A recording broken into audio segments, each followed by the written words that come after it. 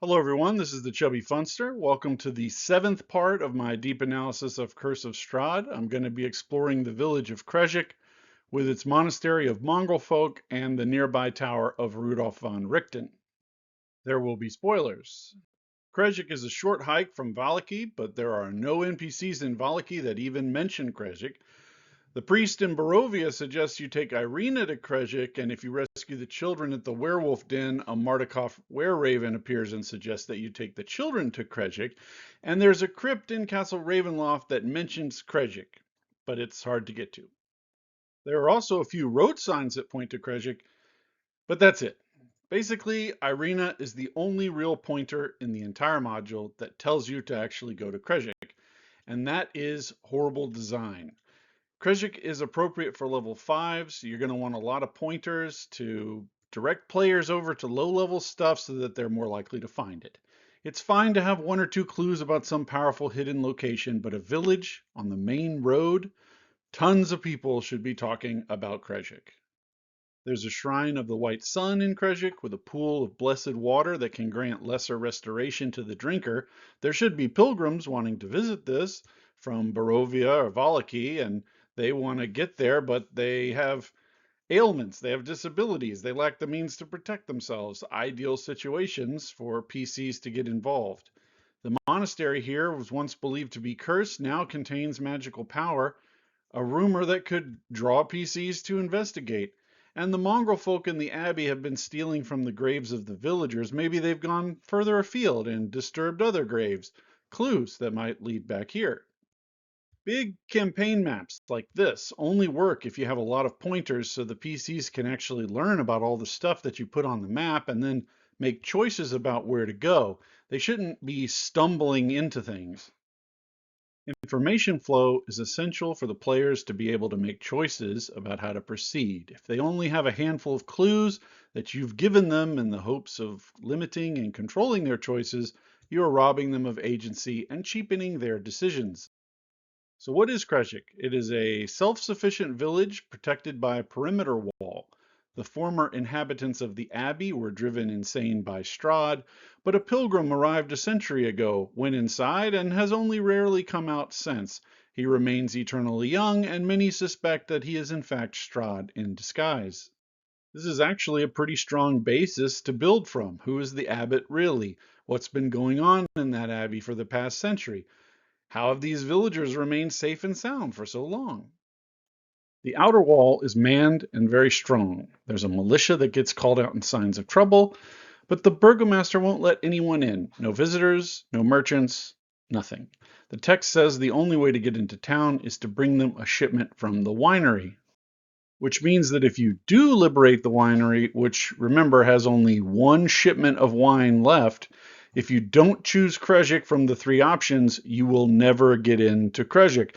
No matter how you might want to deliver the wine, it doesn't matter. The only good faction on the map that needs the wine, you don't care. The Vistani camp that might be able to give you some kind of a favor, you don't care. You basically have to deliver the wine to Krezk in order to unlock it. This is very stupid and creates yet another siloed location that you can only get to in one particular way. Oh wait, I misspoke. You can also decide to assault the town, climbing up the walls, going against 2 archers, 8 guards, 40 militia, and just know in advance that you're not going to have to slaughter all of these innocent people because the burgomaster will have them stand down.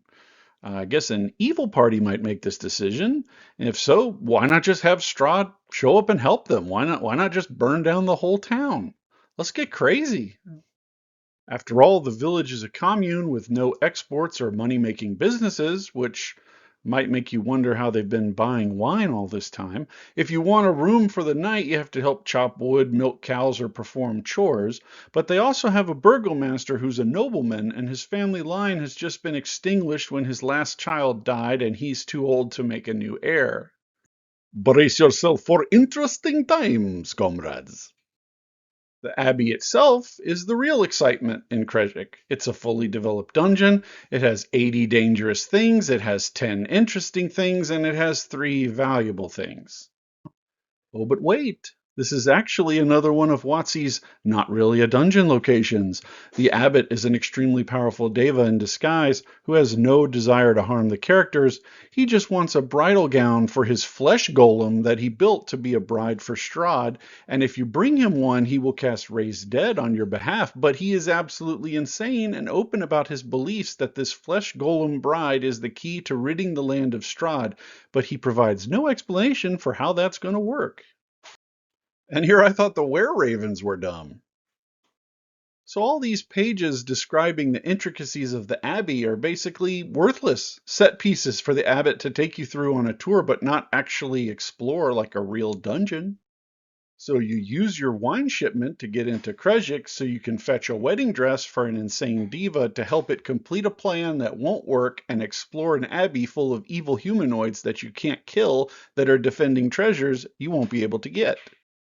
Or alternatively, you could just replace the diva with a doppelganger that was set up here by Strahd to work on this flesh golem bride thing as a way to trick people into thinking he doesn't really want Irina anymore and to lure her into the open. This one change will make all of this stuff usable again and not ridiculous.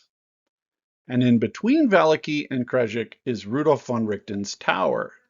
The tower was built by a guy named Kazan, who became a lich. Then he worked for Strahd for a while. Then he killed himself when he tried to project his soul outside of the valley. He created an anti-magic field around the entire tower, but it doesn't stop his magical traps. And von Richten took over the tower for a while, but then relocated to Vallaki to hide in plain sight. And there's a magic wagon parked here that belongs to Esmeralda, von Richten's protege. Esmeralda is actually hiding in the abbey at Krezk, somehow believing that the insane diva's plan is going to work, while her wagon is at the tower. Oh, and she's also hunting Strahd inside of Castle Ravenloft and shows up in the random encounter tables there. And if you go to Argynvostholt, she rides up being chased by Aragol, the Vistani from the Vallaki encampment. And she will go back to the tower if she's encountered anywhere else and Strahd figures out that she's alive, which he somehow doesn't already know. It's all really simple after you read the 250-page book and put together all these things yourself. So Esmeralda's wagon is a powerful magic item, which you can learn how to operate just by casting Identify on it. That's real security. It's also protected by a booby trap that will destroy the entire wagon and everything in it if you don't enter from the hidden trapdoor in the bottom and find the okay treasure that's inside. It's continued on the next page even. Some people want to write movie plots, but they can't, so they have to write role-playing games. And they create this elaborate thing in their head about how it should work. But RPGs are not movies, and most likely the result of your super creative, super cool idea is that will either not work or the players will fail in the most obvious way possible and think that you're really dumb. So use this kind of stuff at your own peril. Most likely the PCs will just explode inside of this wagon. The designers apparently also want you to just blow up the whole tower. The door is trapped to surround the tower in lightning for 10 minutes if you try to touch it. And if you trigger this 3 times, it becomes unstable and destroys the entire tower. And the only way to disarm the trap is to perform an interpretive dance. I swear, that is what it says. And if you do the wrong interpretive dance, it summons a young blue dragon to kill you.